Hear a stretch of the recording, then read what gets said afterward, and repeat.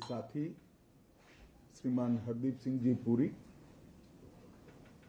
असम के लोकप्रिय मुख्यमंत्री डॉक्टर हेमंत बिस्वा शर्मा जी, एनडीए के वरिष्ठ सहयोगी सीएम नागालैंड श्रीमान नेफ्यू रियो जी, उप मुख्यमंत्री नागालैंड श्रीमान जिलियांग जी, उपस्थित गृह सचिव, डीआईबी, पेट्रोलियम सेक्रेटरी, दोनों राज्यों के अधिकारी और उपस्थित सभी भाइयों और बहनों, आज हम सब एक ऐतिहासिक क्षण के साक्षी हो रहे हैं। हम ऐसे क्षण के साक्षी बन रहे हैं जो कई प्रकार से इतिहास में आने वाले दिनों में लिखा जाएगा। अभी सभी ने बताया कि इससे ऑयल और नेचुरल गैस की एक्सप्लोरेशन की संभावनाएं बढ़ेगी। ये भी बताया गया कि इसी पैटर्न पर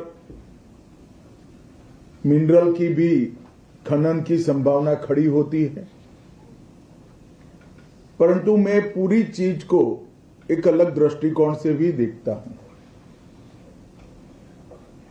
माननीय प्रधानमंत्री जी ने जो समृद्ध उत्तर पूर्व, विकसित उत्तर पूर्व, इसकी संकल्पना उत्तर पूर्व और भारत के सामने रखी है, आज इसमें बहुत बड़ा हर्डल हमने दूर करने का काम किया है। राष्ट्र प्रथम की भावना राजनीतिक दलों, उनकी नीतियां और व्यक्ति के लिए तो समझ सकते हैं, मगर आज मैं देख रहा हूं कि पूरा उत्तर पूर्व राष्ट्र प्रथम की भावना से ये समझौता कर कर आगे बढ़ रहा है। दोनों राज्यों ने, ऐसा नहीं है कि इस चीज में भी सहमति है, आशंकाएं भी हैं, कुछ हमारा चला जाएगा ऐसा भय भी है, भाव भी है, परंतु दोनों राज्यों ने ये निर्णय किया कि अभी निर्णय जब आएगा तब आएगा, 50-50% कर भारत के तेल के उत्खनन में बाधा न बने, क्योंकि ये राष्ट्रीय संपदा है। और मुझे लगता है कि ये भाव बहुत महत्वपूर्ण है। आज भारत सरकार, असम सरकार और नागालैंड सरकार के बीच में ये ऐतिहासिक एमओयू हुआ है, और यहां पर मुख्यमंत्री नागालैंड ने बताया कि ये 6 फील्ड के अलावे भी पूरे नागालैंड में ऑयल एक्सप्लोरेशन के लिए नागालैंड सरकार सहमत है। मैं बहुत बहुत धन्यवाद करना चाहता हूं नागालैंड के मुख्यमंत्री जी का। हेमंत जी असम के हितों के लिए बड़े जिद्दी है, मैं जानता हूं, मगर उनको भी मैंने जब बात की कि हेमंत जी आप इस विषय को छोड़ दीजिए, इसमें ना किसी की जीत है ना किसी की हार है, विन विन सिचुएशन है और विजय भारत की है, असम की है, नागालैंड की है। उन्होंने भी अपनी जीत को तुरंत ही छोड़कर नागालैंड, असम और भारत सरकार के बीच में त्रिपक्षीय समझौता किया है। सबसे बड़ी बात है, इससे पूरे नॉर्थ ईस्ट के अंदर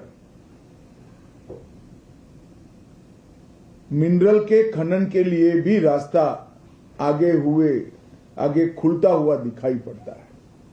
हम सब जानते हैं नॉर्थ ईस्ट के अंदर न केवल ऑयल और गैस, मिनरल के भी अकूत भंडार पड़े हैं, मगर छोटी छोटी समस्याओं के कारण आगे जो लॉ एंड ऑर्डर के प्रॉब्लम थे, इसके कारण राष्ट्र की ये संपदा का हम दोहन नहीं कर पाए थे। आज सिर्फ एक एमओयू से ही अभी 1000 से 1500 बैरल प्रतिदिन की जो दोहन की हमारी क्षमता है उसको 10 गुना से ज्यादा हम बढ़ा पाएंगे और एक ही फील्ड में 15,000 करोड़ से ज्यादा रिकवरी के संभावनाएं हैं। परंतु पूरे नागालैंड के अंदर ऑयल और गैस जितना भी पड़ा है इसका उत्खनन होगा तो मुझे लगता है कि हमारी जो कमी है इस क्षेत्र में हमें विदेशों पर निर्भर रहना पड़ता है, वो निर्भरता काफी हद तक हम पूरी कर पाएंगे। ये समझौते के अभाव ने, विवाद ने दोनों राज्यों के आर्थिक विकास को लंबे समय तक प्रभावित किया है और आज ये जो रास्ता खुल रहा है वो असम और नागालैंड दोनों के आर्थिक विकास के लिए बहुत बड़ा राजमार्ग खोलेगा, ऐसा मुझे लगता है। कोऑपरेटिव फेडरलिज्म का इससे बड़ा उदाहरण हो नहीं सकता। देश के प्रधानमंत्री नरेंद्र मोदी जी ने जब से प्रधानमंत्री पद का भार संभाला तब से नॉर्थ ईस्ट को उन्होंने अपने फोकस में रखा और सबसे ज्यादा बार नॉर्थ ईस्ट जाने वाले प्रधानमंत्री भी नरेंद्र मोदी जी बने और नॉर्थ ईस्ट को शांत और विकसित बनाने के लिए उन्होंने जो एफर्ट्स किए हैं इसकी जोड़ आजाद भारत के इतिहास में मिलना असंभव। सिर्फ 2019 के बाद लगभग 12 समझौते अलग अलग प्रकार के हुए जिसने नॉर्थ ईस्ट में शांति सुनिश्चित की है। नॉर्थ ईस्ट के अंदर हर प्रकार की हिंसा में करीब करीब 80% कमी हम रिकॉर्ड पर देख रहे हैं और जिस प्रकार से नॉर्थ ईस्ट का इंफ्रास्ट्रक्चर बढ़ा, अगर ये समझौते न होते तो ये असंभव था। आज नॉर्थ ईस्ट में पर्यटन भी बढ़ा है, इन्वेस्टमेंट भी बढ़ा है और औद्योगिक शांति के कारण प्राइवेट इन्वेस्टमेंट भी बढ़ा है।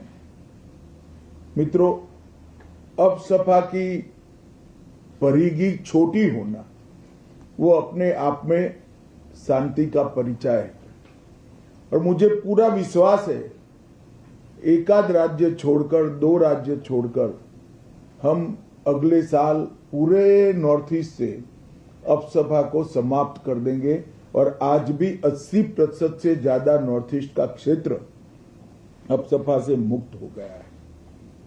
आज देश के विकास के लिए, नॉर्थ ईस्ट की समृद्धि के लिए,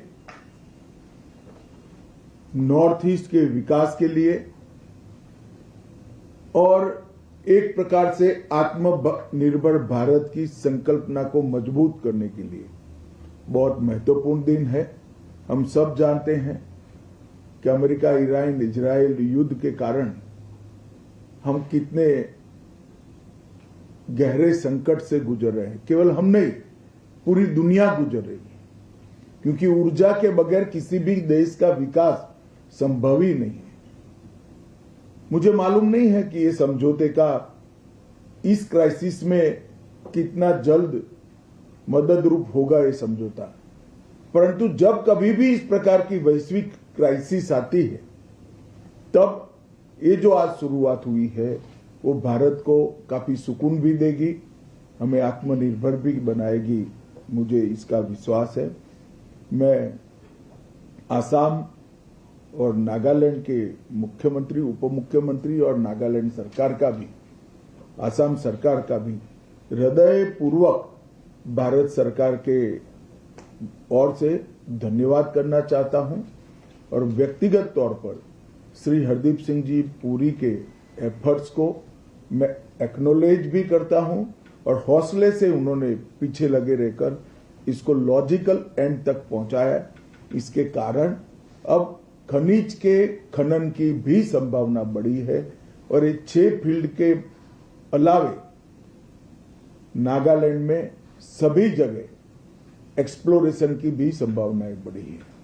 इससे दोनों राज्य न केवल समृद्ध होंगे, दोनों राज्यों में आपसी सद्भाव भी बढ़ेगा और दोनों राज्य के विकास को भी गति मिलेगी। अंत में मैं सभी को शुभकामनाएं देना चाहता हूं और हम आशा करते हैं कि इसी प्रकार से नॉर्थ ईस्ट के एक विवाद समाप्त होते जाए, चाहे बॉर्डर का हो, चाहे लॉ एंड ऑर्डर के तकलीफ का हो।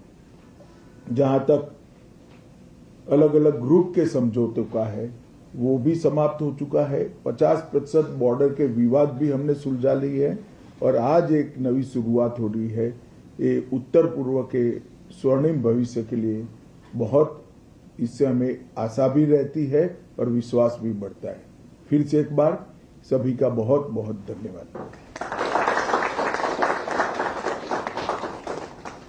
माननीय गृह मंत्री जी, आपके प्रेरणादायक विचारों के लिए आपका हृदय से धन्यवाद। और मैं धन्यवाद ज्ञापन हेतु आमंत्रित करता हूँ संयुक्त सचिव अन्वेषण पेट्रोलियम